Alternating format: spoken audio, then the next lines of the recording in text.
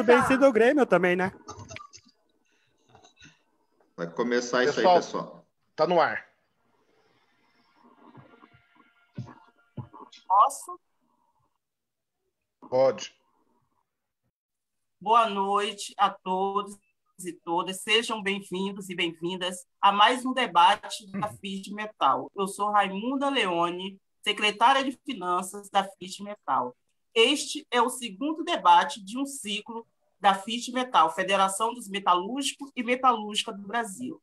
Este ciclo tem como tema a indústria nacional em xeque, que é parte das preparações da FIT Metal para o seu terceiro congresso. Os debates serão transmitidos na página da FIT Metal e em mais de 40 páginas parceiras no Facebook. O tema que vamos abordar hoje é economia regional, a indústria no sul do país.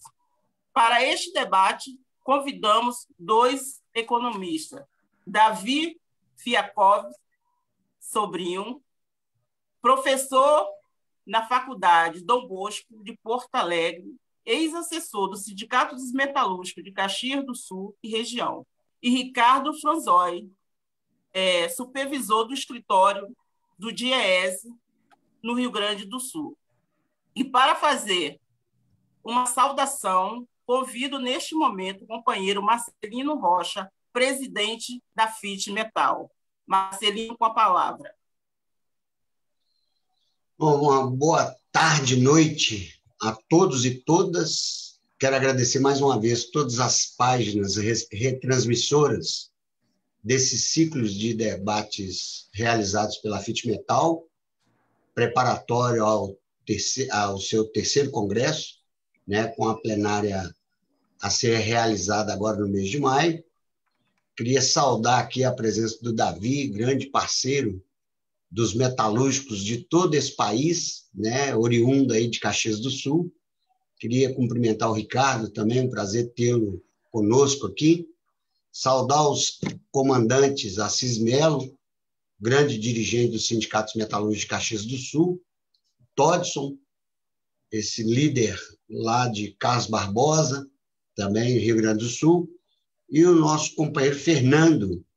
Fernando, esse grande líder aí que derrotou um ditador de 30 anos à frente do Sindicato dos Metalúrgicos de Chapecó e vem realizando agora, no início do segundo mandato, junto com a sua diretoria, um grande trabalho. Saudar a companheira Raimunda, líder metalúrgica, carioca, fluminense, e a nossa companheira Andressa, junto com o André, que conduz aqui a comunicação da FIT Metal. Eu queria fazer um registro aqui, evidentemente, de grande lamentação, né, esse assassinato de 2 funcionárias e 3 crianças aí na cidade de Saudades, em Santa Catarina, uma cidade com menos de 10 mil habitantes.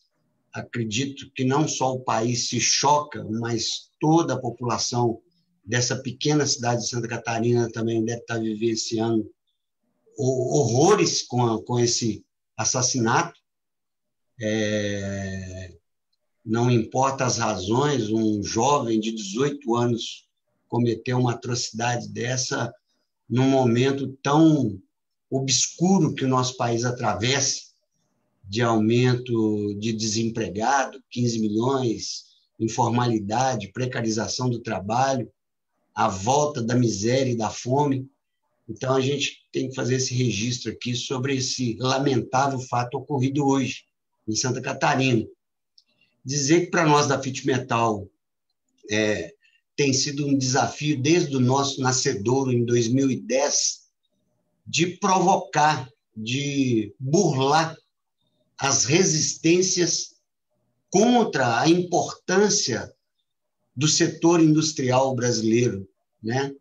Nós sempre fazemos um registro aqui de que esse país, que a indústria já teve uma participação de quase 30% no produto interno bruto brasileiro, hoje está aí nas casas dos 10%, e não teve nenhum país forte no mundo, que tenha crescido, que tenha distribuído renda, que tenha gerado emprego, sem uma indústria forte. Então, é por isso que nós, da FIT Metal, insistimos nesse tema desde o nosso nascedor, como já disse aqui, em junho de 2010, e permeia todas as nossas discussões, seja junto aos nossos sindicatos filiados, aos aliados, aos companheiros da universidade, aí, os técnicos, né?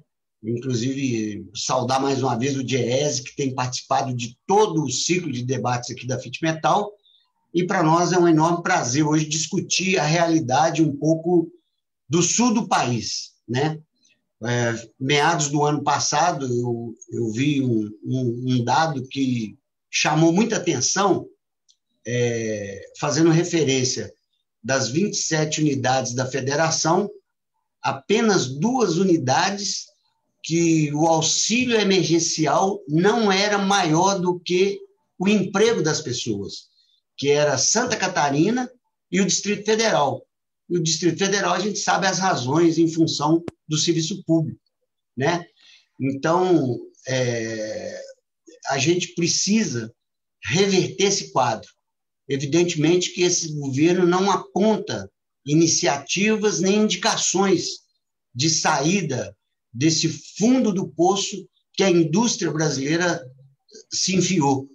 Mas acreditamos que com a tentativa de burlar esse bloqueio, nós vamos conseguir que parlamento, prefeitos, governadores e até um novo projeto nacional de desenvolvimento possa discutir, né, essa nova indústria, esse novo projeto nacional de desenvolvimento do nosso Brasil. Então, um grande abraço e um bom debate a todos aí. Obrigada, Marcelino. E, neste momento, nós convidamos aqui os debatedores, que Davi Fiakovski e Ricardo Franzoni, para dar início ao nosso debate, que tem como tema a indústria no sul do país. Então, nesse momento, nós convidamos aqui o Davi para fazer uso da palavra. Nós teremos entre 15 e 20 minutos. Quando tiver faltando 5, eu avisarei aos debatedores que o tempo já está se complementando. Então, Davi, com a palavra.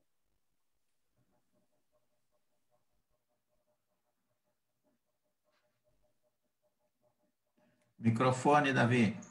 Boa tarde a todos. Para mim é uma honra muito grande participar desse debate de grande importância.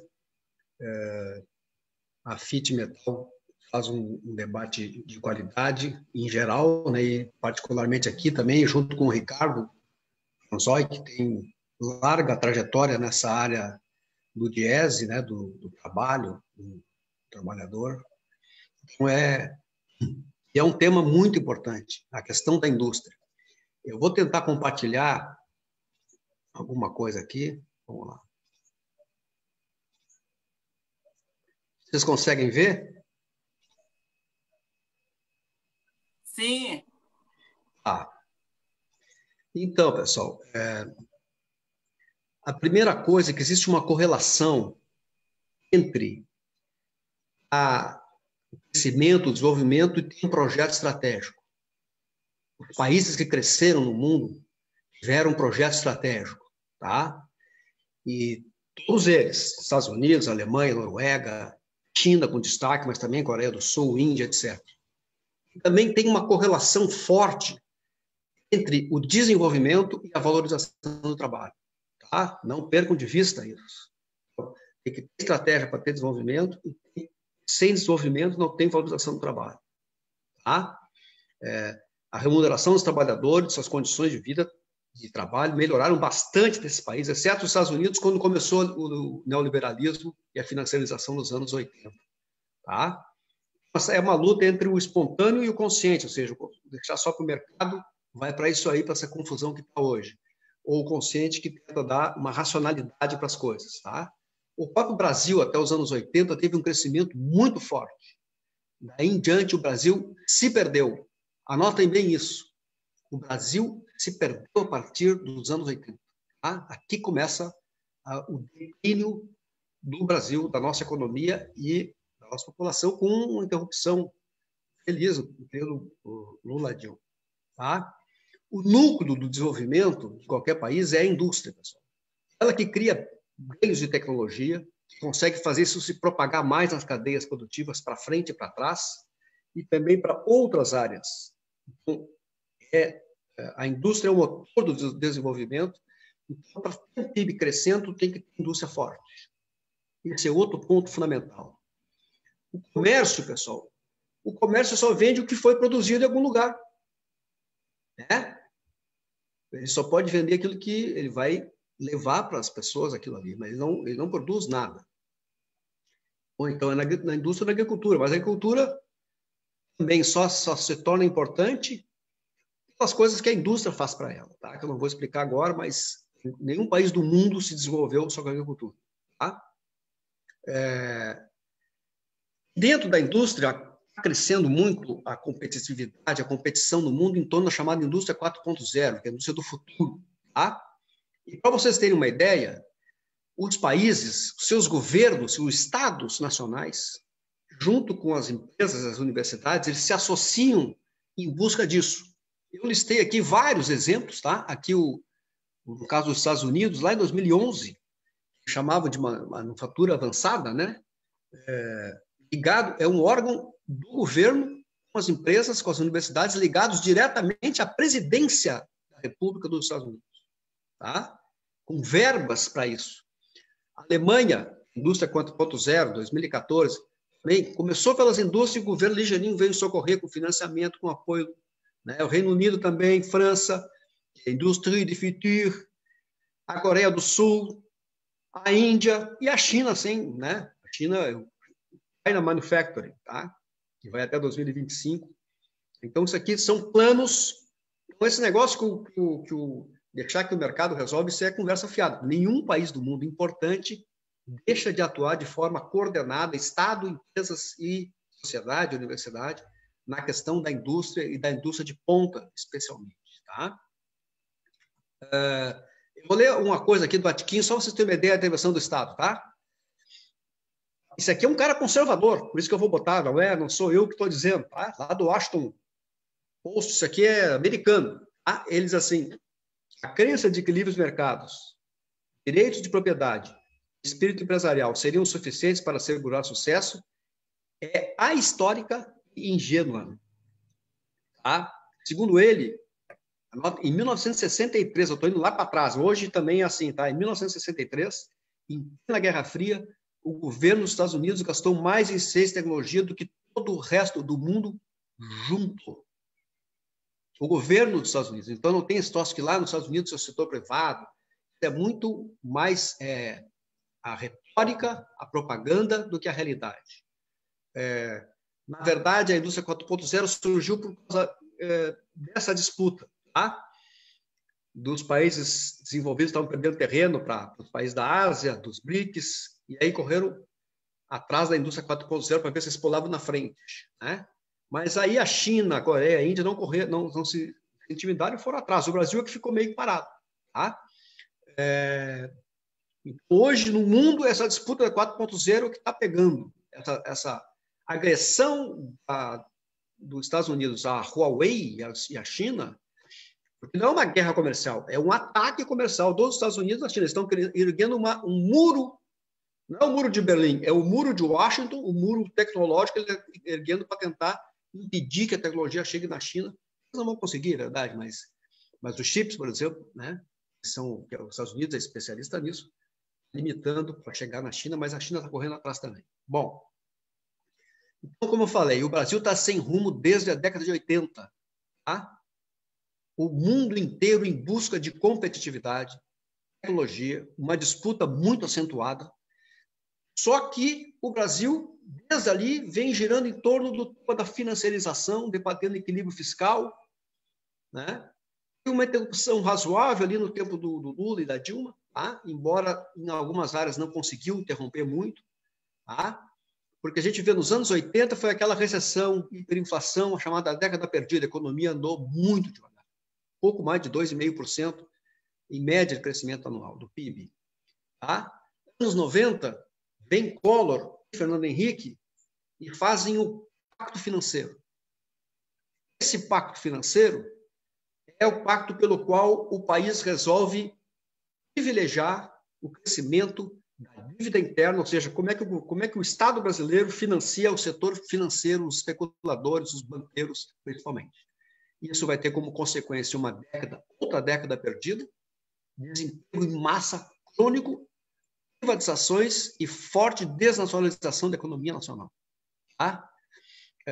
Isso vai ser interrompido com o governo do Lula e da Dilma, principalmente com o PAC, tá? E outras iniciativas, embora na macroeconomia não tenha mudado muito, isso atrapalhou o próprio governo Lula e Dilma, poderia ter talvez andado mais se não tivesse essas limitações do ponto de vista da indústria. Tá?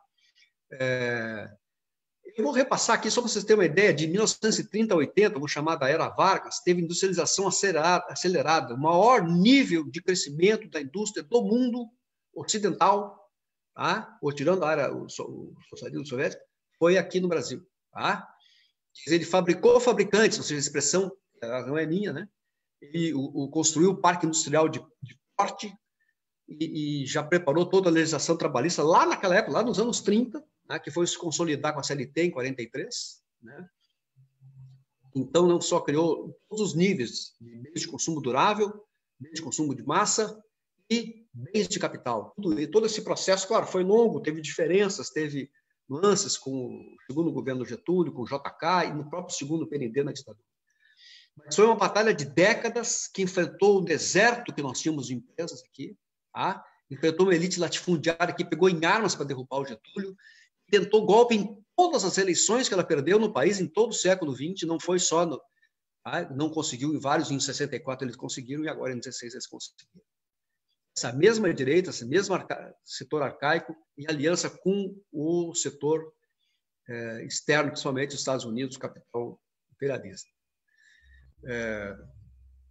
Passagens interessantes, o Roberto Simons, que é o pai do Mário Henrique Simons, que foi ministro do regime militar, o Roberto Simons, que era um grande industrial da década de 30, que apoiou a industrialização, ele chegou a montar uma faculdade, dar aula, perdia tempo entre aspas, né? Ele gastava uma parte importante do seu tempo para exatamente lecionar, para colocar o espírito da indústria, criar um espírito crítico a favor da indústria, para enfrentar a criação da USP, que foi lá em 30, que essa elite latifundiária criou para defender ideias de que o Brasil não devia ter indústria, devia se ficar...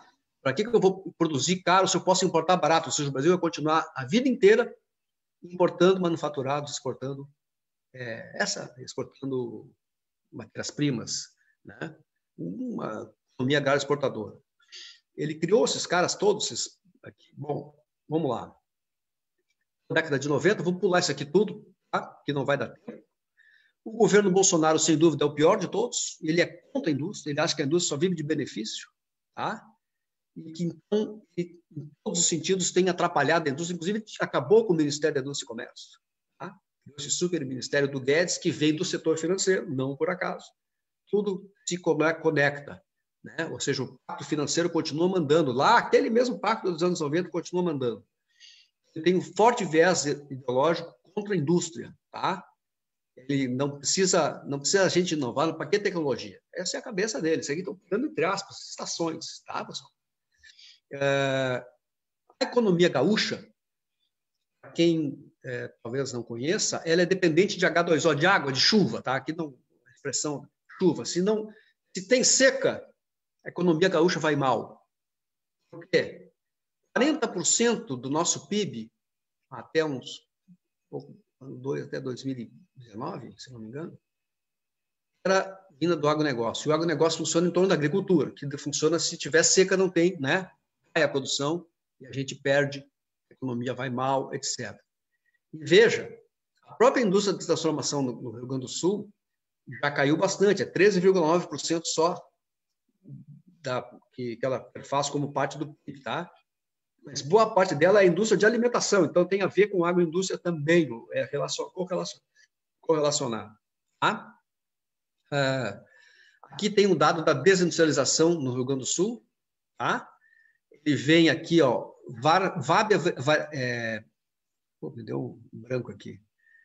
Variação, ai meu Deus, desculpe. É o valor agregado, tá? Isso, o valor agregado que foi de 19,1 aqui em 2004, vai baixando aceleradamente para 2009 e depois ele cai muito, né? Principalmente nesse período recente. Tá? Isso é Rio Grande do Sul, de baixo é o Brasil. Tá? Aqui a tendência nossa é de reduzir a diversificação da matriz industrial, de forma regressiva, principalmente dos setores de baixa tecnologia. Tá? O crescimento da alta tecnologia puxado pelo setor automotivo e máquinas e equipamentos, tá? Baixo desempenho dos setores eletrônicos e farmacêutico, química, orgânica, aí relativa estagnação na produtividade do trabalho na indústria. Tá? Então, isso tem, inclusive, dificuldades de elevar as exportações de produtos manufaturados. Essa é a característica do levantamento feito no estudo junto com a BIMAC, aqui do Rio Grande do Sul, e o Departamento de Economia e Estatística da Secretaria do Planejamento do Governo do Estado. Esse foi esse levantamento que eu estou trazendo para vocês. É importante esse levantamento, tá? Eles dizem, inclusive, que a consequência é menor potencial da indústria para a promoção do desenvolvimento, maior dependência do processamento de recursos naturais, sobretudo a pecuária. Então, portanto, quando dá seca, aquilo que eu disse desse problema, nem irrigação devia ter, não tem. Redução da densidade das cadeias produtivas, ou seja, não há uma propagação de tecnologia, não, ela está desgarçando os espaços, porque quanto maior a densidade, ou seja, quanto mais empresa uma compra da outra, insumos e coisas, isso vai esquentando a economia. Oi? Passou 15? 5 minutos. Tá. Então, isso revela também pouco estímulo, pouca ação de pesquisa e desenvolvimento, tá? E são limitações para o desenvolvimento da tecnologia aqui no Rio Grande do Sul. Aqui a mesma queda livre do nível de emprego, o emprego também cai bastante, a 25,8% do total, tá? Na indústria, transformação, para 21,2% em 2017. Tá? Então, a indústria brasileira, aqui estou repetindo que ela cai. Tá? O Rio Grande do Sul vai perder muitas empresas. Recentemente, a Duratex e a Nestlé fecharam a porta. A Paquetá pediu recuperação judicial. A Coca-Cola, que o grupo Vompar aqui, foi comprado por um grupo mexicano, FENSA.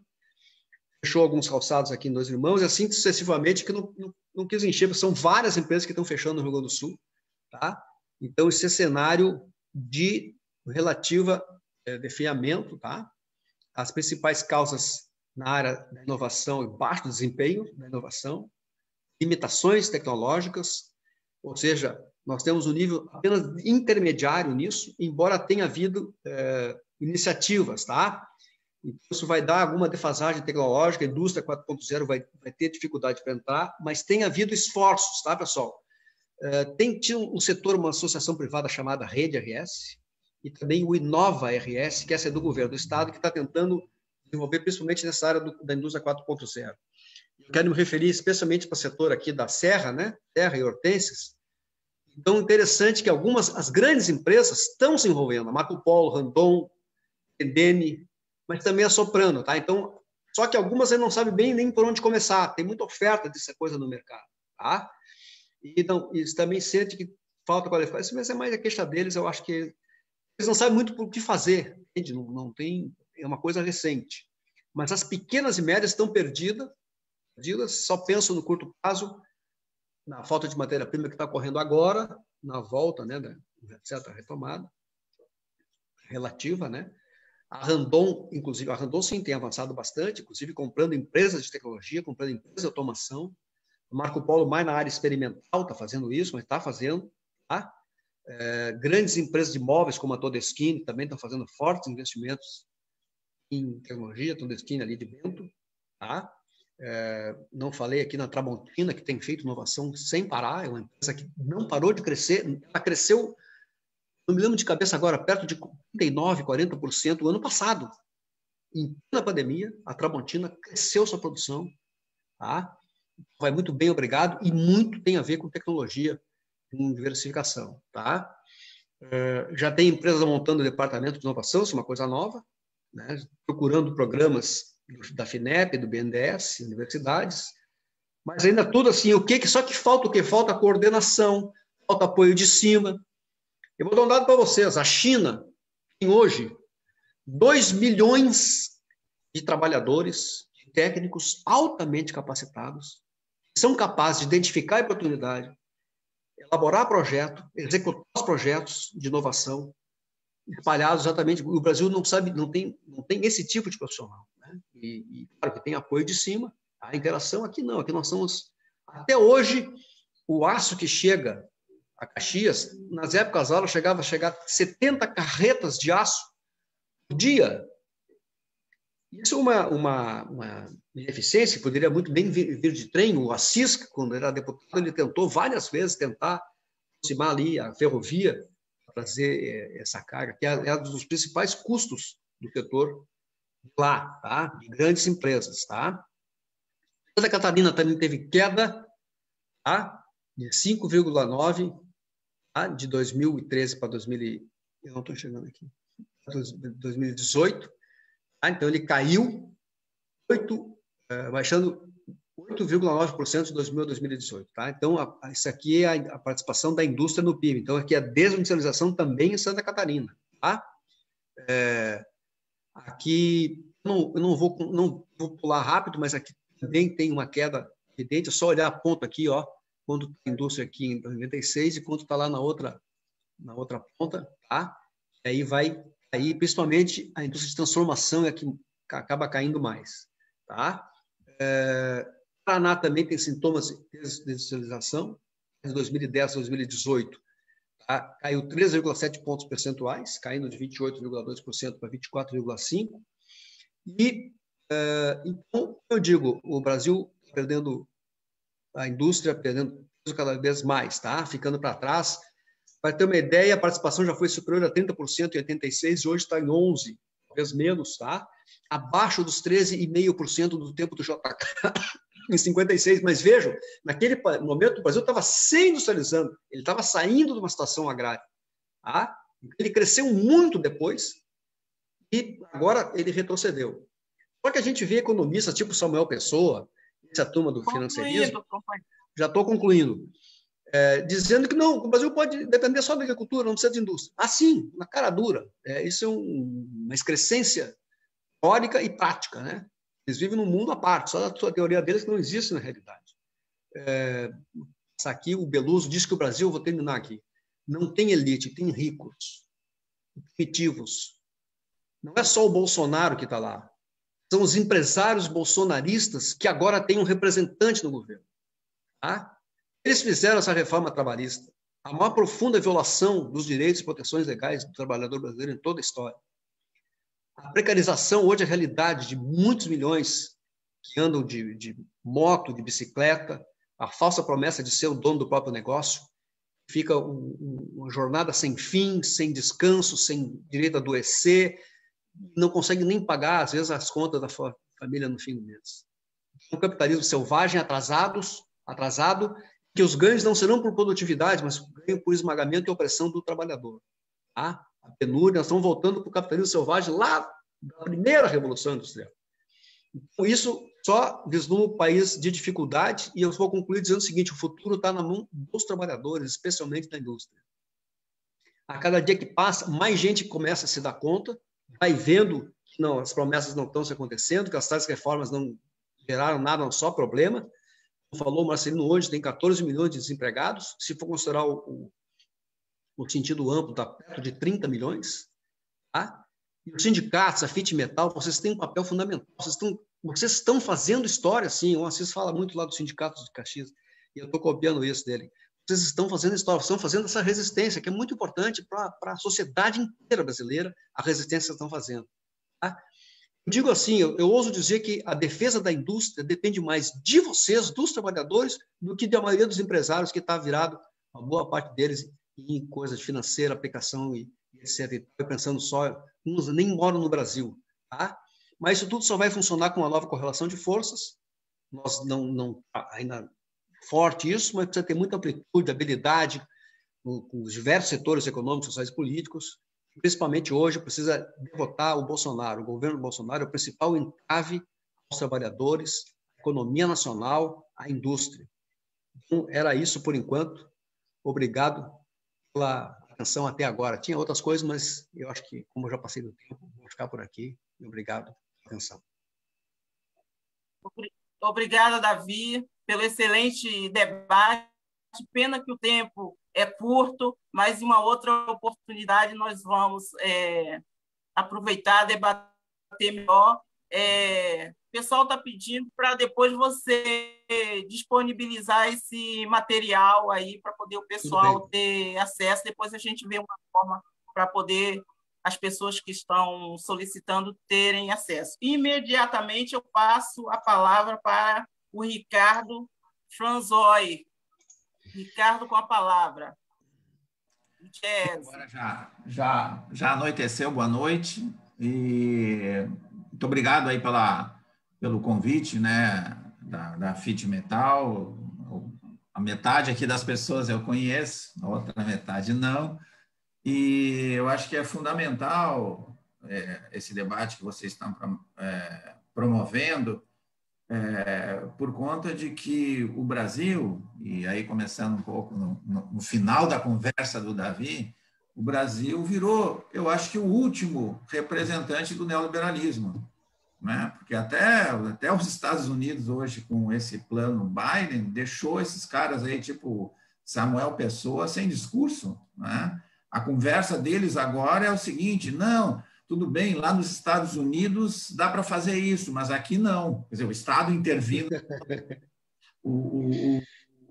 Os Estados, o plano que o cara está apresentando é um financiamento de 4 trilhões de dólares, isso aí significa 20% do PIB dos Estados Unidos. Ele está fazendo uma proposta de financiamento, uma intervenção do Estado. Só que a resposta dos caras aqui, não, eles podem fazer, nós aqui não sabemos fazer isso aí, é como nós somos criancinha, né? Então, Davi e principalmente, eu acho que os representantes dos trabalhadores, os sindicatos, federação, nós vamos ter que bater nisso.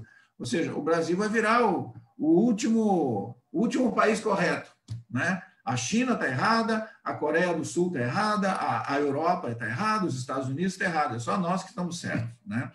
Então, eu vou tentar aqui, eu vi que a Raimunda é bem rigorosa aí na marcação do tempo, né? Eu vou tentar ficar nos 20 minutos, né? Eu preparei alguns slides, mas vai me controlando aí. Deixa eu ver se eu consigo... Vamos fazer aqui Vamos puxar lá para cima, vamos botar aqui já de cara. Então... A minha ideia é trazer um pouco a caracterização do setor, e eu vou, talvez, em relação à participação da indústria na economia da região sul, seja um pouco uma visão, assim, um olhar um pouco mais otimista que a do Davi, né, em termos de números, né? Eu não peguei por estado, mas tentei procurar trazer algumas informações gerais, né? E, no final, eu gostaria de levantar alguns pontos sobre questão de estratégica e o que seria uma condução de uma política industrial, não é? Então, já batendo na primeira, ou seja, o próprio, não lembro, acho que foi o Vicente, né, que falou, né? Não, na verdade foi o Marcelino, né? Aqui a proporção, né, a participação da indústria caiu, né, do PIB, ou seja, em 2019 a indústria no Brasil está em 10,5%, nós já tivemos naquele final, na década de 70, né, ou ali na década do Sarney, quase 35%, ou seja, um terço do PIB, né, e aí despencou, né, e nós no governo de esquerda não conseguimos levantar muito isso aí, né, que eu acho que é uma outra crítica, né, que a gente deveria fazer, né. Em relação ao PIB da região sul, eu acho que a região sul tem uma diferença, né, em relação à média do Brasil, né? Ou seja, nós temos uma participação um pouco maior, né, do que a média no Brasil, se é 10%, o Davi trouxe um dado talvez mais recente, meu dado é de 2017, 2018, né, em que Santa Catarina, aqui no Rio Grande do Sul, está batendo os 18%, Santa Catarina, enfim, tu tem uma média aí de 18%, 19%, os 3 estados do Sul, em relação da composição da indústria no PIB, ou seja, ela é mais importante do que a média do Brasil. E por isso a preocupação nossa em preservar isso, né? Na medida em que ela nos traz algumas vantagens do que em relação a outros estados, que a indústria representa muito pouco na economia. E a gente olhando aqui o comportamento, nós vamos ver que o comportamento dos 3, né, dos 3 estados, Paraná, Santa Catarina e Rio Grande do Sul, eles evoluem, né? Eles também dependem muito da economia brasileira. Então, a gente vai ver que tanto a evolução da economia do Brasil, o comportamento é muito parecido, né? Ou seja, nós não vamos conseguir sobreviver sozinho sem que tenha uma mudança na economia do Brasil, né? Aqui são dados de 2016, né? O que a indústria representa no PIB da região sul. Possivelmente Santa Catarina melhorou bastante, né, nessa participação. O último dado que eu consegui no Banco Central foi esse, né? Mas é uma participação bastante importante, né? A taxa, um outro dado, né, que é a produção física, nós vamos ver aqui, olha o Sul, né? Então, o peso nas regiões, né, da produção física da indústria, o Sul é responsável por 18,5%, né? Fica atrás do Sudeste, mas em relação ao Norte, principalmente o Nordeste, né, o Rio Grande do Sul ele representa, né, o Rio Grande do Sul, a região Sul, ela tem uma participação no Brasil equivalente a 19%, né? E se a gente olhar o que tem a variação, né, que tem acontecido na produção física, de certa forma, quando a gente olha as outras regiões, né, em 2020, nós não saímos, nós fomos a região que melhor evoluiu, né? E aqui está um pouco a explicação, né? Porque, por ser esses 3 estados, são estados que têm a participação das exportações, elas são muito favoráveis, ela tem a indústria aqui, ela exporta bastante, né? Eu digo aqui na região sul.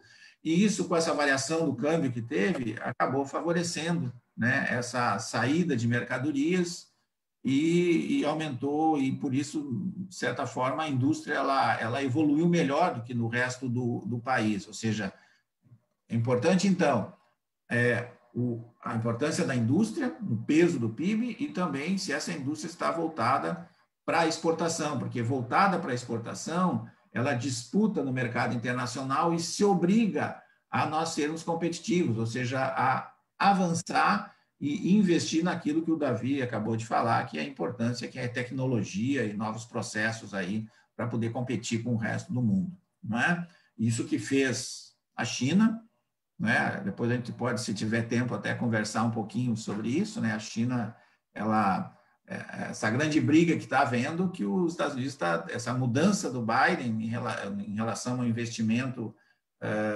nos Estados Unidos, ele está querendo salvar, né? Porque a tendência, a China já, dependendo da forma como é que tu calcula, hoje ela já é a maior indústria do mundo, né? E ela tem 96 grandes conglomerados, tipo Petrobras, ou seja, a China tem 96 Petrobras, né, em termos de capacidade, né, aquela Petrobras que tinha antes do golpe ali de 2016, né, não essa Petrobras que estamos nos dirigindo para só extrair petróleo do fundo do mar, não. Aquela Petrobras que estava pensando em investir em energia limpa, em eletricidade, se transformar numa empresa de energia elétrica, né, de eletricidade, não só de extração de barris de petróleo. Aqui, então, a gente tem uma taxa de desocupação, uma taxa de desemprego, né? A gente vê que a região sul é a que tem o menor desemprego, né?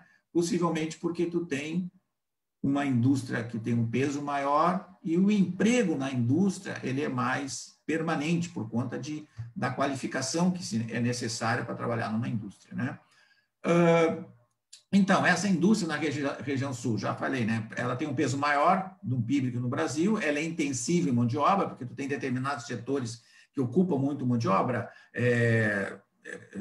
calçado, móveis, né? A própria indústria de máquina agrícola, ela ocupa muita mão de obra, porque tanto para frente e para trás, ou seja, tu vende uma máquina, tu também vende toda uma consultoria, treinamento, né? E tu ocupa muito a metalurgia para fazer isso, né? É uma exportação, a exportação nessa região tem um peso maior que a média no Brasil, e, né, aqui a desvalorização do dólar tem efeito positivo sobre a economia, né, da região sul. Então, nós tivemos essa vantagem aí, que foi essa desvalorização do câmbio, né? Eu coloquei um slide aí de eletrônica e semicondutores, porque, na verdade, foi a NMI, né, tinha conversado comigo, eu fui atrás de alguma informação, e resolvi botar aí mas isso aqui a culpa é a NMI que me pediu essas informações, mas a questão toda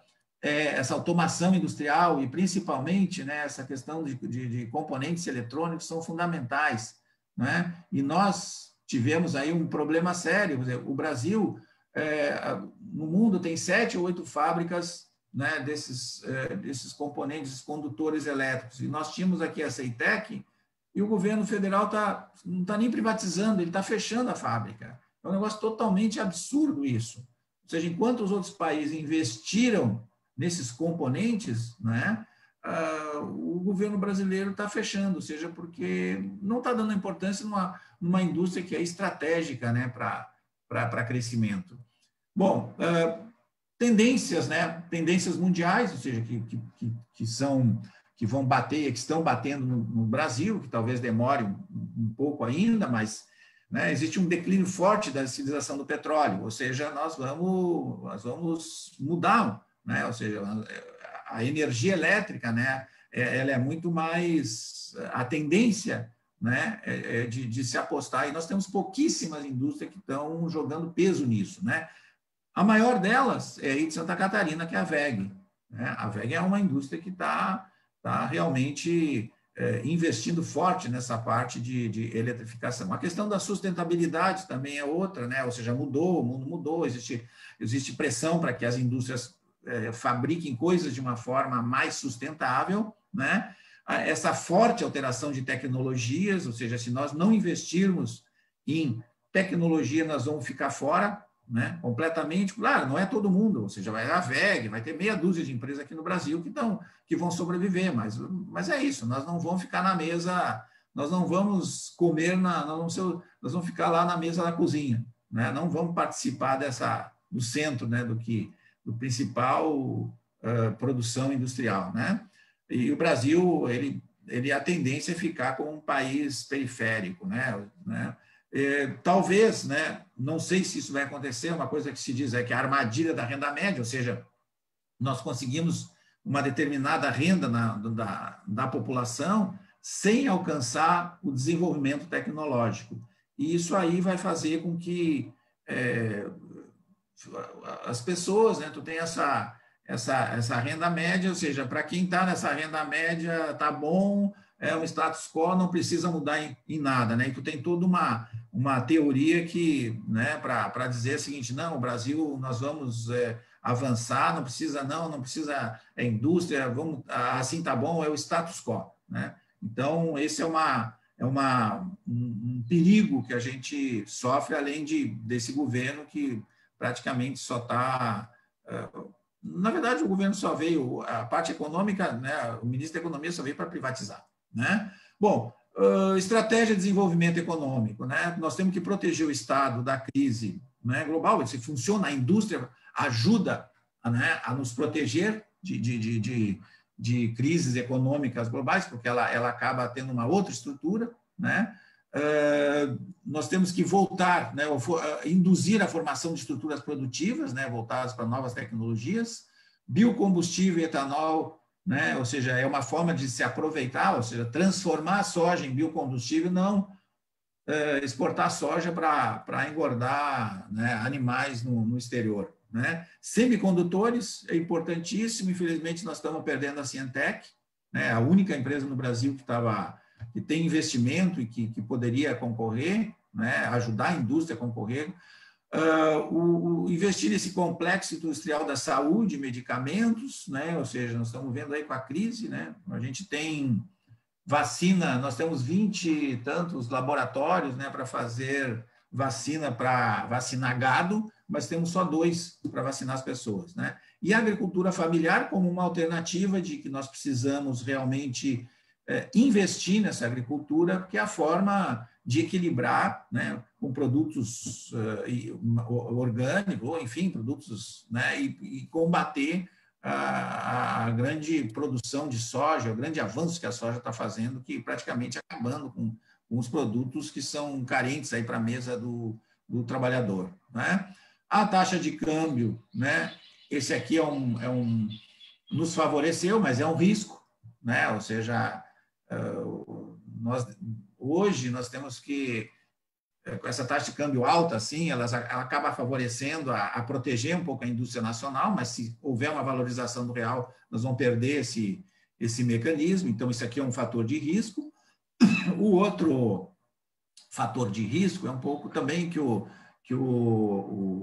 Davi, né, o Davi comentou, né, que é o Samuel Pessoa defendendo que nós deveríamos só nos especializarmos em produção agrícola. E aqui está um exemplo do perigo, né, o risco que a gente tem, né? Ou seja, isso aqui é um gráfico da Bloomberg. A Bloomberg é uma instituição aí de estatística, eles têm televisão para favorecer o mercado financeiro, né, mundial, e eles apresentam algumas informações. Então, isso aqui é os preços das commodities agrícolas, né?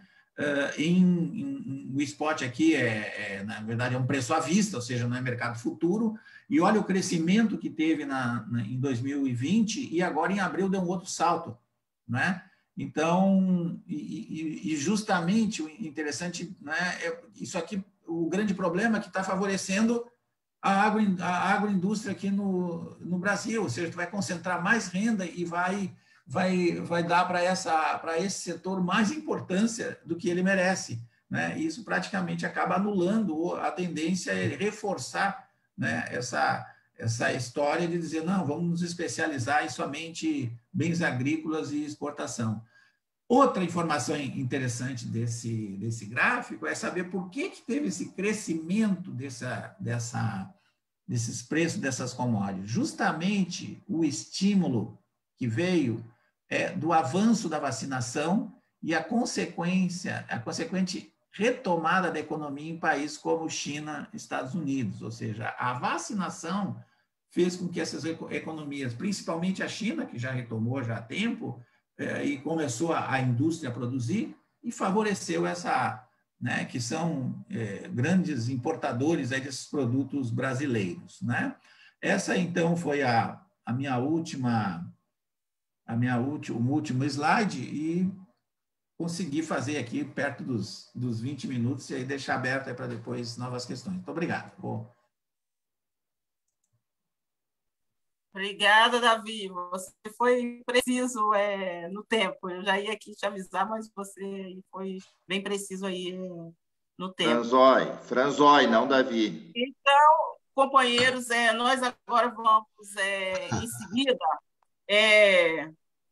passar para os companheiros aqui que são presidentes dos sindicatos na região aí, do Rio Grande do Sul, para que falem um pouco sobre a realidade em suas bases. Então, eu vou passar a palavra primeiro para o Assis, que é presidente do Sindicato de Caxias, né, do Sul. Depois eu vou passar para o Todd Suárez, que é presidente do Sindicato Metalúrgico de Carlos Barbosa.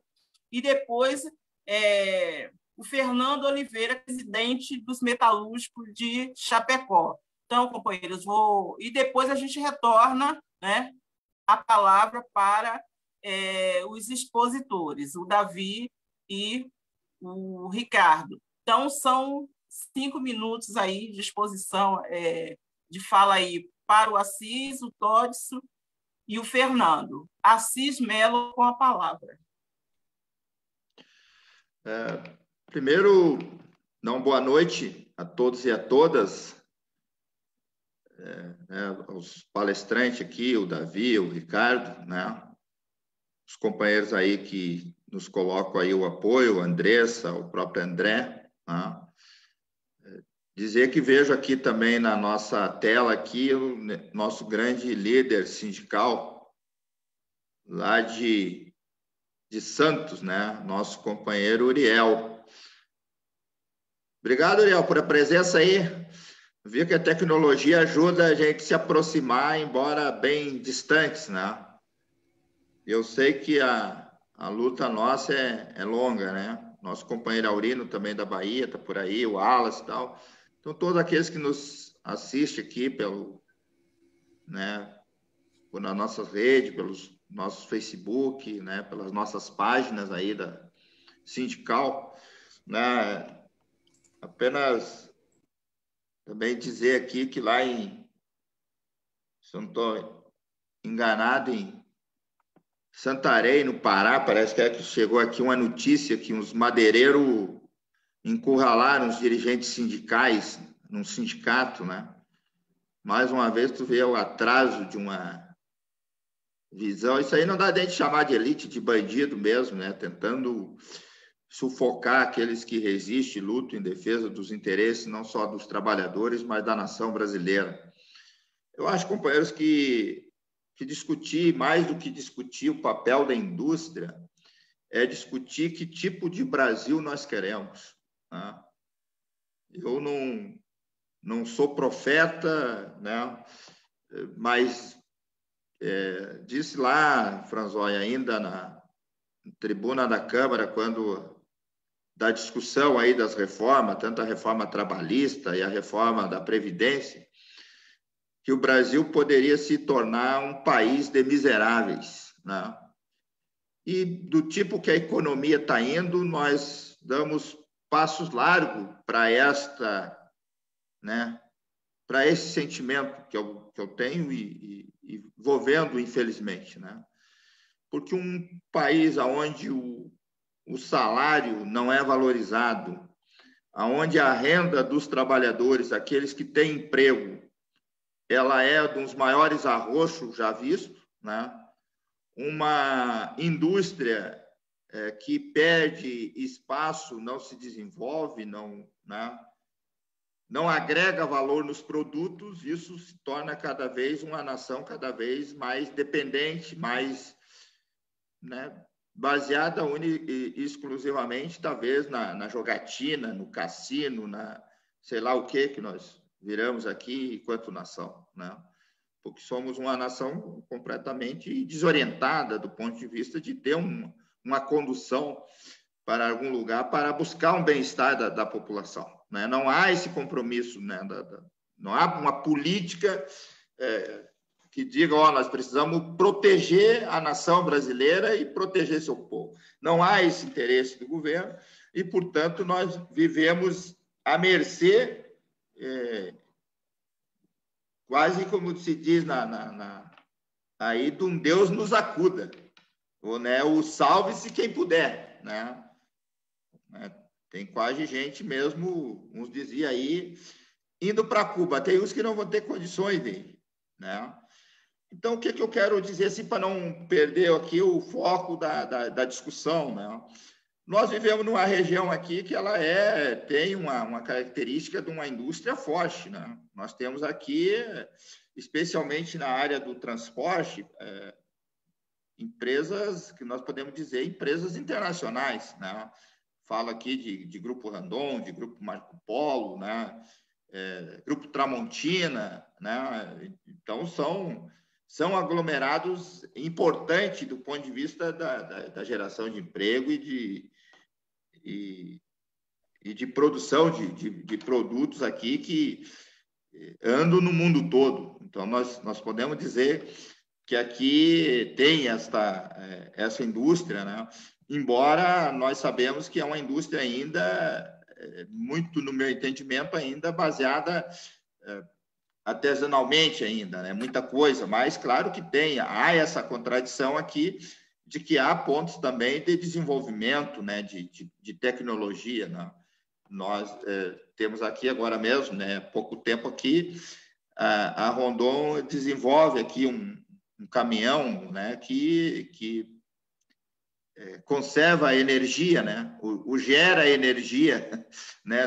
Do ponto de vista da freagem, né?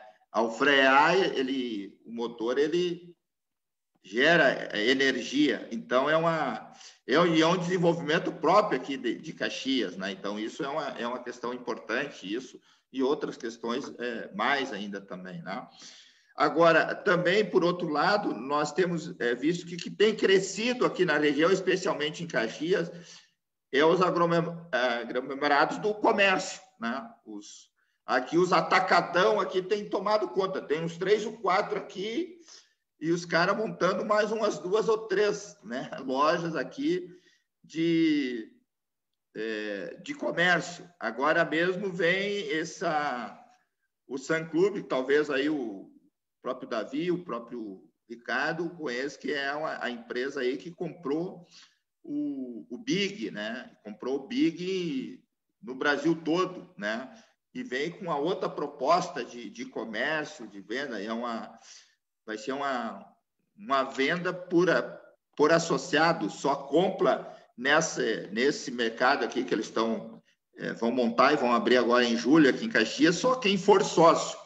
Quem for sócio vai ter a oportunidade de comprar, senão não. Então, na verdade, aqui a indústria nós temos essa questão aqui, né? Como é que se diz assim, sem muita pesquisa, mas voltada para o nosso entendimento de que o que vai se sobrepondo à indústria é o comércio, né? E o comércio de gênero alimentício. Mas o comércio, pelas suas características, paga salários menores que a indústria, né?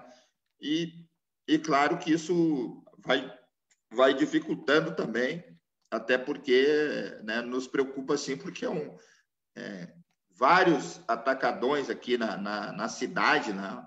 Aqui tem do Big, tem do Zafari, agora vem esse do Carrefour, tem os outros mercados também aí, do ponto de vista que é uma tendência aqui até mudando um pouco, que era do shopping center, né? Aqui tem um só, né, em Caxias, mas esses atacadão aqui é o que tem tomado conta aqui da cidade. E em Caxias, não é nem na região, é em Caxias. Como é que se diz assim? Tu anda 2 quadras, tem 2 atacadão um do lado do outro. Então, essas questões aqui é uma questão também que vem assim nos chamando a atenção aqui na nossa região aqui, especialmente aqui em Caxias.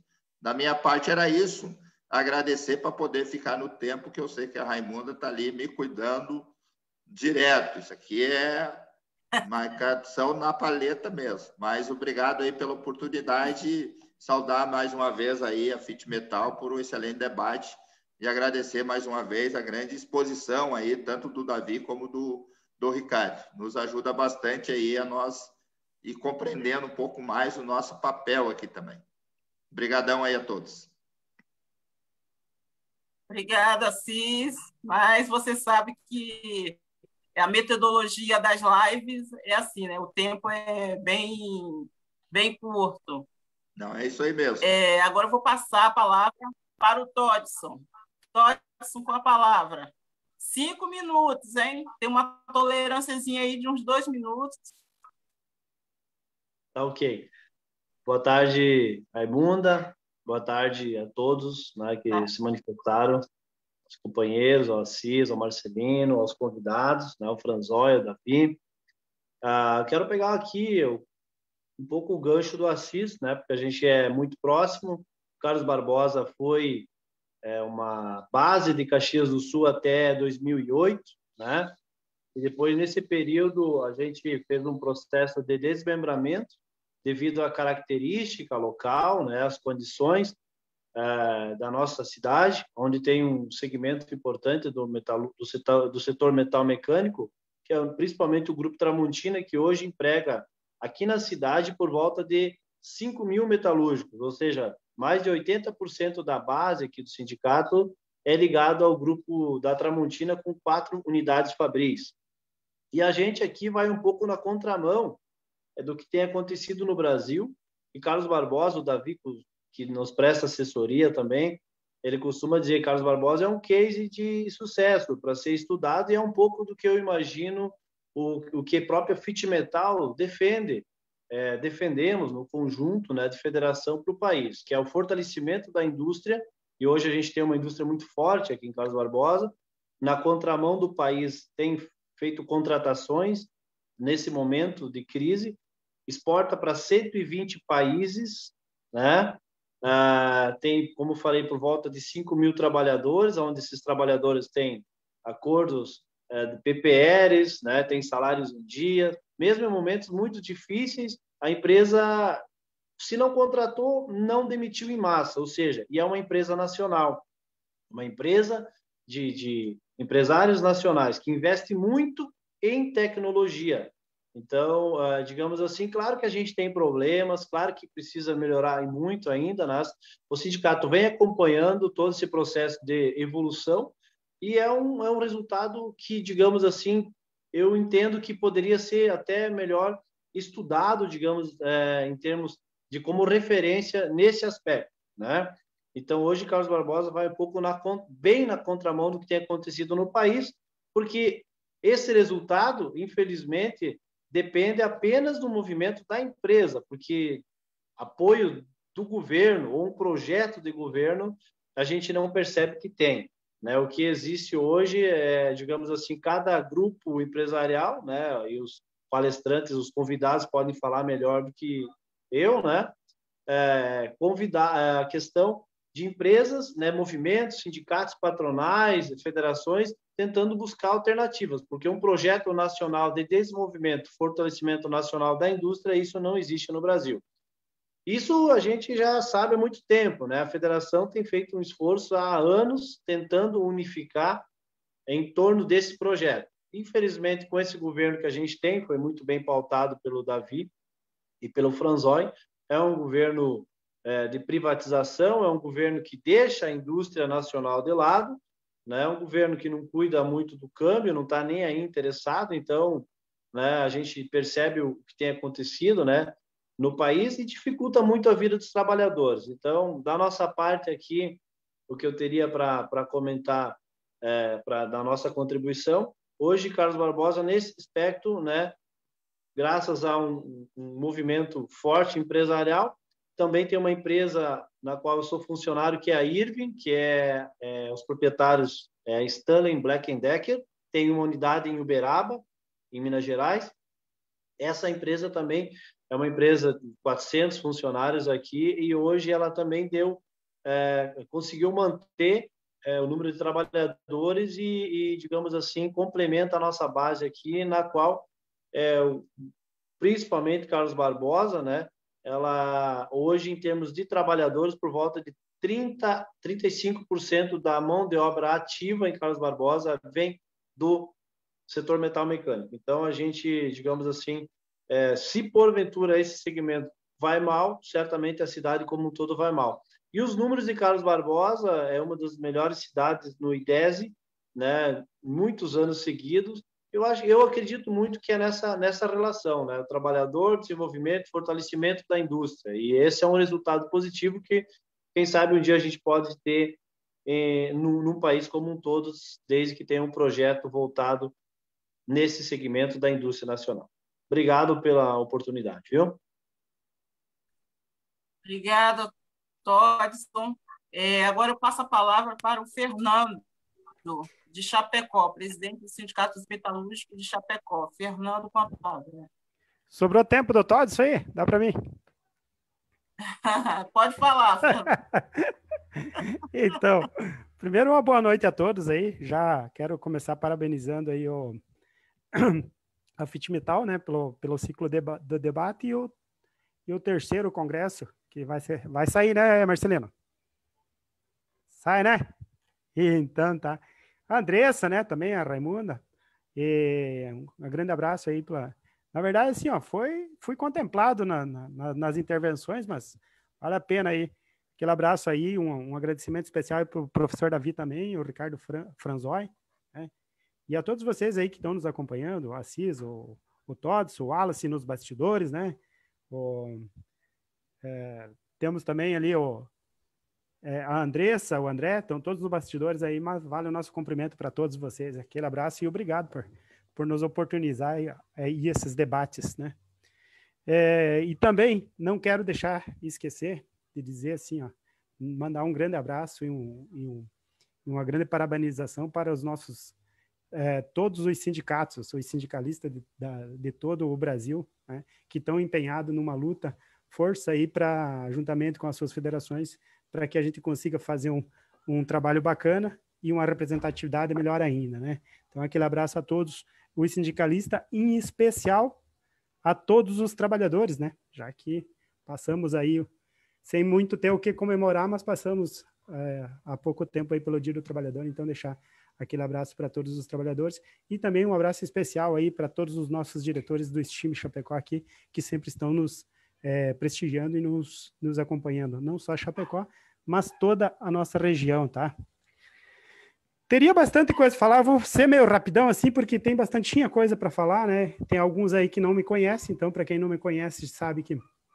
Para quem me conhece já sabe que essa diretoria está há 5 anos diante desse sindicato e pegamos um sindicato de fato falido, né? Sem representatividade, falido de representatividade, né? Até aquele período antes da reforma trabalhista, então né, tinha verbas e dava para fazer um trabalho muito maior.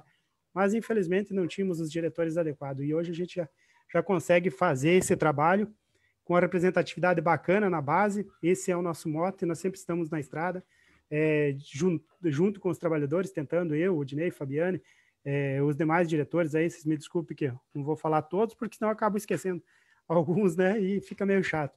Mas estamos tentando fazer esse trabalho de base e entendendo os trabalhadores, né. Para quem não sabe, né? Para quem não sabe, a gente começou lá atrás com 80 sócios no sindicato, hoje já chegamos a 1.500 hoje, depois de tantas reformas, que de 2016 para cá só tivemos problemas, né? Foi impeachment, foi reforma trabalhista, foi reforma previdenciária, foi aqui para nós deu deu uma crise da carne aqui, que para quem não sabe, a nossa região ela é muito forte na agroindústria. Então tivemos muito problema. Mas de lá para cá conseguimos sim estar junto com os trabalhadores na base, implementamos muitos benefícios, né? Melhoramos e muitos a convenção coletiva, desde Vale Alimentação, que não tinha aqui na nossa região, né? Uma representatividade aí na base bacana, temos vários processos na questão de saúde, segurança, voltando o direito para o trabalhador. E uma coisa que a gente sempre diz, né? Nós temos aqui, no nosso sindicato, aproximadamente 2.284 empresas que a gente representa, entre 72 municípios. Então, é bastante chão, difícil de estar em todo lugar, toda hora. Estamos mais apagando incêndio do que propriamente fazendo o trabalho, né? Mas mesmo assim a gente consegue, junto com toda a diretoria, a gente consegue tá conseguindo fazer um trabalho bacana, né? Mas olha só, e aí ressaltando ali um pouco do que o Davi falou, e o nosso amigo Fronza, né? Franzói, desculpa, falou, né? É que as empresas até diminuíram a contribuição no PIB, eu acho que isso é bem relevante e tal. A nossa região, ela teve grandes problemas, mas as maiores empresas aqui que nós temos em Chapecó e região não sofreram com esse trabalho, então, não sofreram nem com a pandemia, nem com essas que na verdade as forças do governo só reforçam as nossas empresas maiores, né? Mas em contrapartida, 80% das nossas empresas aqui são pequenas e essas estão sofrendo uma barbaridade, tá? Estão sofrendo bastante. E aí, muitas delas estão fechando as portas, infelizmente, né? As maiores estão abocanhando as menores. E então, nesse sentido aí, a gente acaba perdendo um pouco do controle e acaba perdendo um pouco também dos nossos sócios. Mas não dá para se dizer que a nossa região está em crise. Até porque Chapecó hoje nós temos em torno de 1.500 empregos disponíveis nas variadas categorias. O nosso sindicato também, ele recebe quase todos os dias aí um pedido de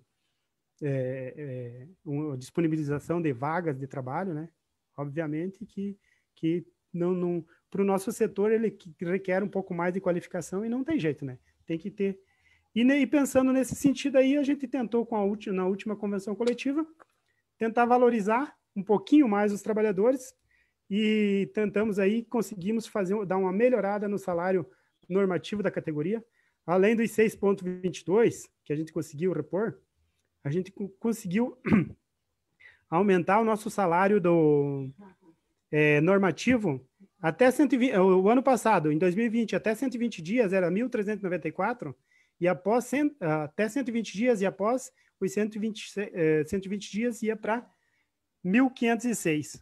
Ou seja, agora, para 2021, a gente passou de até 90 dias para 1.500 e após 90 dias para 1.700. Ou seja... Não, tem mais o do Todson. Não, brincadeira, vamos lá. Não, o Todd só deixou 1 minuto. Então tá bom. Aí você tirou mais um aí, eu acrescento mais um aí. Eu sei que é bastantes informações, né? Então só para dizer para vocês, a gente conseguiu aumentar o salário da categoria aí em mais de 13% e temos um salário normativo estadual próximo de 16% melhor. Isso é prova de que as empresas aqui, elas não estão... Claro, muito por conta da agroindústria, tá? A agroindústria aqui é o que move. A Randon aqui, o qual faço parte também, né? Tanto é que veio para cá com esse objetivo, né? Por conta das agroindústrias. Mas, assim, não estamos sofrendo muito, tá? Agora, obviamente, né?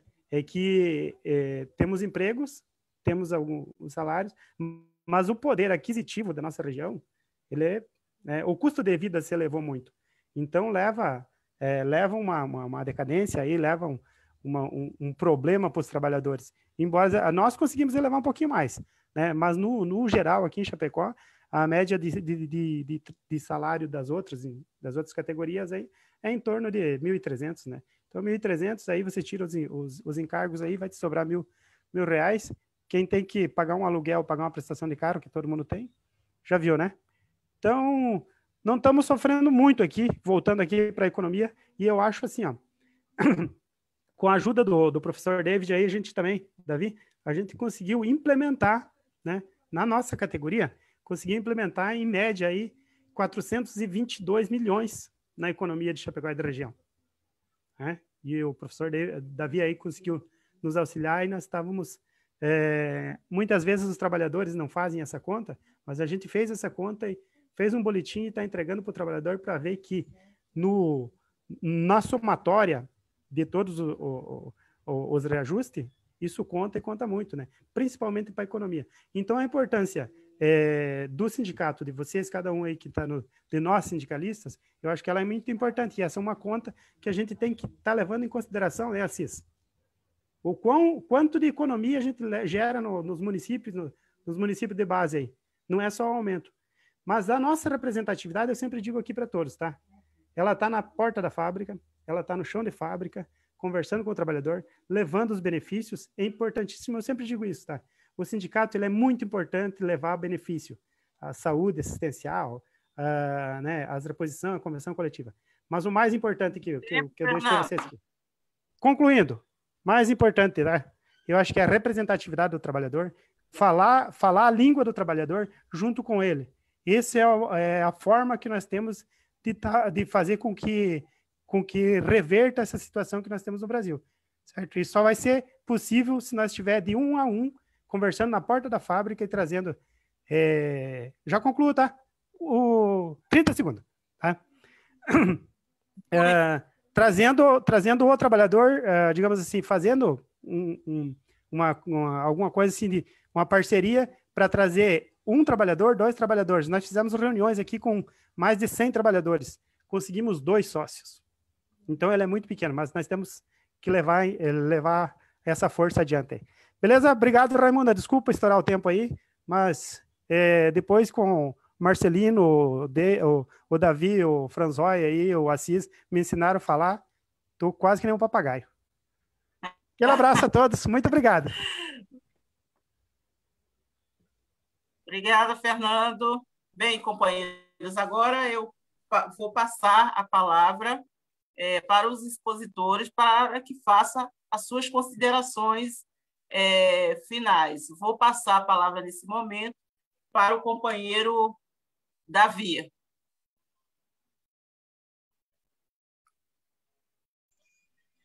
Bom, pessoal, acho que foi um excelente debate até aqui. Eu aprendi muito com o François, com as falas de vocês. Dizer que uma coisa importante a gente vê, só aqui de Minas, né, uma música do Milton, se não me engano, do Márcio Borges, que eles fizeram e mostraram para Dilma, 40 anos atrás, mais de 40 anos depois. Eles falam, a música é Vera Cruz. Vera Cruz é o nome do Brasil, foi o nome do Brasil lá, um dos primeiros nomes, né? E sempre que eu venho, a economia brasileira, assim, tem aquela assim, hoje foi que a perdi. Ou seja, lá nos anos 80, o Brasil se perdeu, e ele vai em busca da Vera Cruz, da música, é isso, é amada, mas é a terra brasileira. É muito bonita essa música, tá? E eu vou em busca da Vera Cruz, em busca do amanhã. Então, eu acho que esse esforço que vocês estão fazendo é muito importante.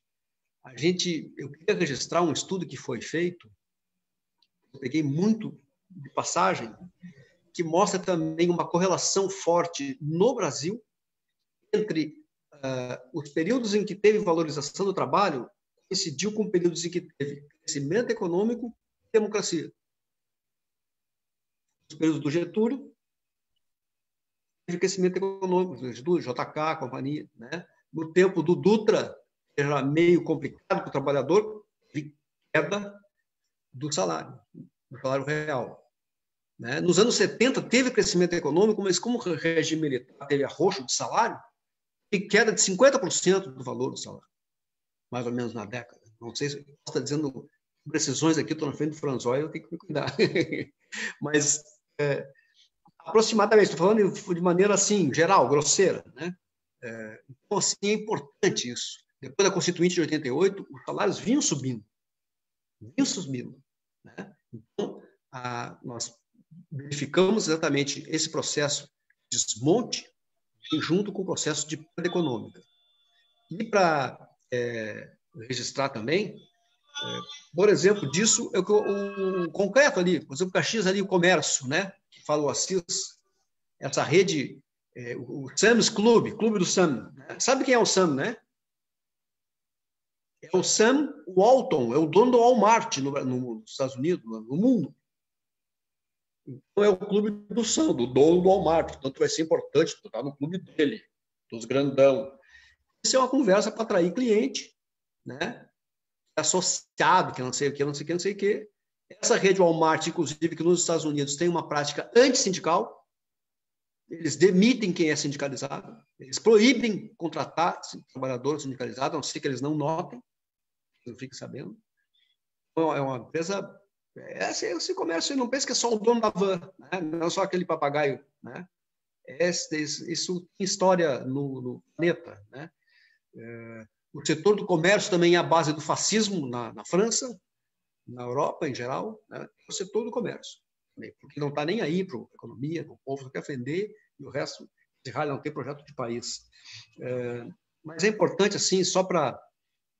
que tem muito tempo, eu só dizer o seguinte: a gente está sofrendo toda essa dor, essa pandemia, algumas perdas, com raras e boas exceções de crescimento, como é o caso de Chapecó ou da Tramontina, por causa exatamente pelo segmento de produto que é alimento, que é a única coisa que cresceu na pandemia, né? Um pouco segmento que cresceu, e obra nas casas, como é o caso da Tramontina, que tem esses instrumentos e panela e coisa. Mas, em geral, houve problema e a dor das mortes. Nós temos mais de 400 mil mortos. Nós temos essas tragédias se repetindo, as pessoas passando fome, o desemprego em níveis inauditos. Então, nós vamos ter que transformar essa dor, dessas perdas, numa energia maior ainda. Conseguir resistir a isso tudo. E eu tenho certeza que essa resistência está aumentando. Aumentando debaixo da noite, tem luz se acendendo. E essas luzes estão se multiplicando. E vocês são um exemplo disso. Claro, tem muita coisa por fazer, bom, mas é a vida. Né? A vida nunca foi fácil para o trabalhador, nem a luta também nunca foi fácil. Então, claro, teve períodos mais calmos, agora é um período mais complicado. Então, nós estamos enfrentando uma situação, eu diria assim, eu estou saindo um pouco da economia, mas tem tudo a ver. Tudo a ver, só para terminar, só para você ter uma ideia. O mundo viveu o capitalismo selvagem desde o seu início. Teve um interregno depois da Segunda Guerra, em grande parte porque existiu o socialismo lá na União Soviética. Que teve aumento de salário, que teve aumento de produção, que teve melhores condições de trabalho, etc, etc. Aí o socialismo lá, o capitalismo agora está querendo de volta os anéis que ele entregou para não perder os dedos. Então, em mais de 100 países está tirando direito social, proteção social do trabalhador. A exceção disso aonde é? Especialmente na China. A China aumentou os salários nos últimos 10 ou 15 anos quase 200%. E não para de crescer. Aquilo que eu falei para vocês, a correlação é sempre indústria e crescimento, crescimento e evolução do trabalho. Nós precisamos de um projeto no Brasil. Os trabalhadores é que vão ter que fazer. Desculpe, vão ter que fazer. Quer dizer assim, não vai sair da tal elite, isso que falou o Beluso.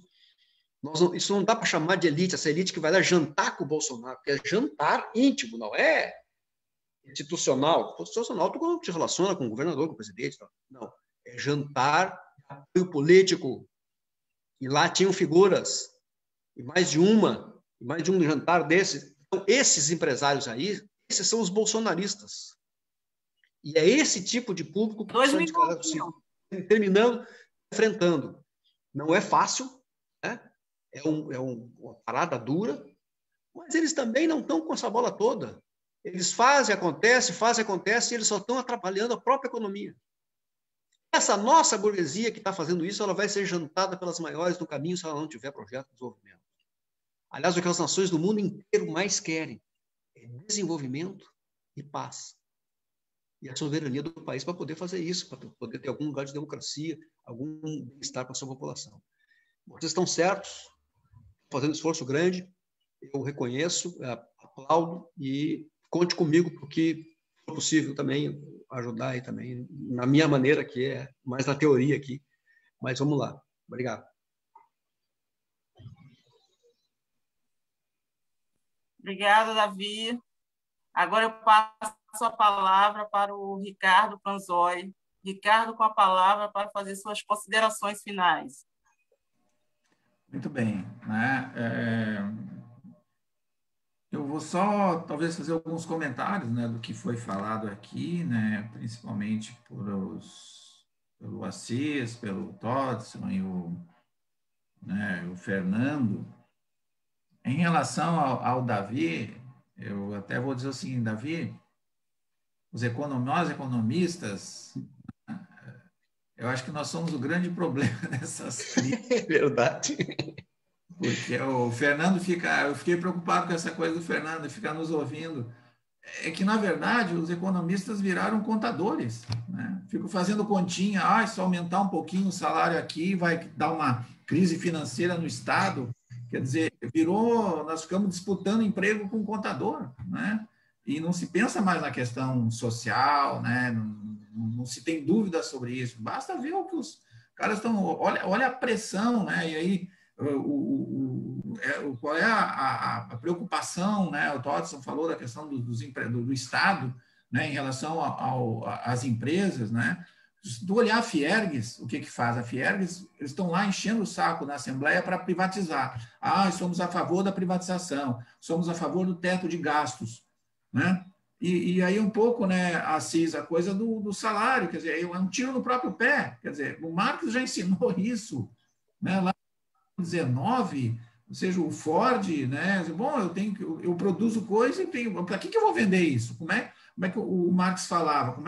Não adianta o empresário criar mais-valia, né? Ou seja, que ele retira a mais-valia dos trabalhadores, mas essa mais-valia ela precisa se realizar, senão fica na prateleira. E como é que eu realizo essa mais-valia? É vendendo, né? Aí os caras aqui são a favor contra o piso, né? Então, não tem nenhuma política de valorização do salário. E isso aí começou, né, lá em 73, né, não, na década de 70, que a gente está sofrendo muito agora, né, com a mudança um pouco que veio o tal do neoliberalismo. E o Pinochet, né, aplicou na íntegra essa história do neoliberalismo. E qual era as grandes frases que os caras produziam, né? Porque os caras são muito fazedores de frase, né? Vamos fazer o dinheiro trabalhar para nós, em vez de nós trabalharmos pelo dinheiro, né? O que está por trás disso? É a desvalorização do trabalho. Ou seja, tu valoriza o mercado financeiro, então os caras ganham dinheiro, aplica só no trabalho, é só aplicando no mercado financeiro, né? Então, esse foi o grande problema. E o representante dos caras, um dos bons alunos, está aqui agora, que é o Guedes, né? Então, o Guedes hoje está querendo repetir o que o Pinochet fez. Ou seja, ele é do mercado financeiro, então ele não valoriza uma sociedade, né, que trabalha e que a remuneração ou o dinheiro é fruto do trabalho, né? Então, esse é um grande problema, né? E o Todson, ele trouxe essa questão, diríamos assim, da boa situação do município, e eu acho que é uma informação muito importante, né? E a gente pode até fazer essas comparações. Eu não tenho dados agora, mas eu li um trabalho, não lembro de onde, que eles comparam Santa Catarina com o Maranhão, né? Porque são dois estados que têm o mesmo número de pessoas, né? Uma população de 7 milhões e 100 mil habitantes, né? E aí, quando tu olha a renda per capita, né, são muito diferentes de um estado para outro. E aí tu vai olhar, o Maranhão tem 10%, 10, alguma coisa da população empregada na indústria, e Santa Catarina é 30%, até eu anotei isso, tem 34% da força de trabalho formal de Santa Catarina está na indústria, e Maranhão é 10%. Então, isso aí te dá uma distorção muito grande, porque o emprego na indústria tem um salário melhor. Agora, quando tu olha o salário da indústria no Maranhão e o salário da indústria de Santa Catarina, ele é muito parecido, né? Então, não é que lá os caras ganham menos, eles ganham muito parecido. A diferença é que lá tem 34%, Santa Catarina tem 34% de gente na indústria, né? E aí, quando tu vai, talvez, aí para Carlos Barbosa, né, tu tem uma grande participação da indústria na economia. Então, isso aí favorece uma melhor distribuição de renda, né? Então, acho que são exemplos que a gente deveria se agarrar, né, para transmitir para a população, e isso aí acho que, Marcelino, eu vou falar no teu nome aí, mas a FIT-Metal, esse papel de defender a indústria é estratégico, é fundamental, senão nós vamos ficar fora dessa história. Nós vamos, como eu vou repetir, não vamos almoçar na sala de jantar, nós vamos almoçar na cozinha, né? Porque nós vamos ficar aí exportando soja, vamos virar uma grande fazenda, ou até, como disse o próprio cara da CNI, na Confederação Nacional da Indústria, que falou disso, né? Olha, nós vamos não apostar na indústria, é transformar o Brasil na roça do mundo. Ele nem usou fazenda, ele falou roça, né? Ele usou essa palavra um pouco mais dura, assim, né? Nós vamos transformar o Brasil numa grande roça, né? E o grande problema, né? Voltando aí ao Assis, né? Dizendo, olha, pô, a Dilma do governo dela em 2013, ela fez quantas coisas ela fez para a indústria, para a Fiesp. A Fiesp pediu um monte de coisa. Pediu taxa de juros baixa, pediu proteção da indústria, pediu investimento, pediu... Olha aí, até essas discussões que estão tendo agora, que agora os incentivos estão acabando, e os caras estão aí desesperados, né? A indústria química, a indústria daqui e tal, né? Para não acabar com os incentivos. O que os caras fizeram?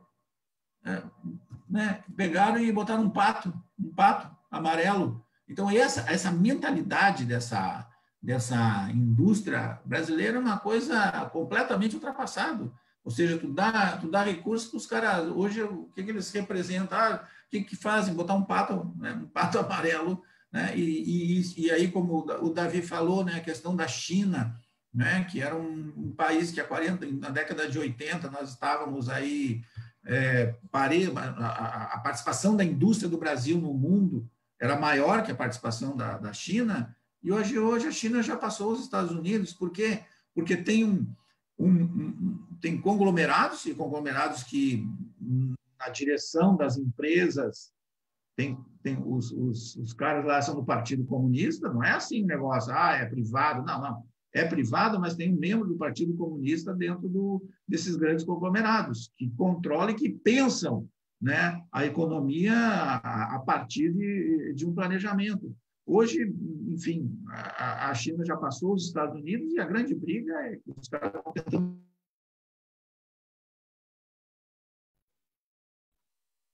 Travou. Obrigado pela. Viu? Tu foi falar que a China tinha passado os Estados Unidos, que era te cortaram. Boa noite, pessoal. Retomando aqui os trabalhos. Gostaria de agradecer ao Davi, né, o professor Davi Fialkovics, sobrinho, nome meio difícil, ao Ricardo Franzoi, do DIEESE, pelo excelente debate que trouxe para nós conceitos importantes da indústria nacional e da indústria local, né? Então, apontando os desafios, a perspectiva, o posicionamento do governo frente à questão da indústria nacional, as questões locais. Então, tanto a exposição do Davi como a do Ricardo, elas se complementaram, né, com os dados aí apresentado pelo Ricardo do DIEESE, que é nosso parceiro, né, de sempre, né, que está sempre conosco, nos assessorando, nos trazendo elementos importantes para que a gente compreenda essa questão. Então, em nome da FIT Metal, gostaria de agradecer aos dois expositores, né?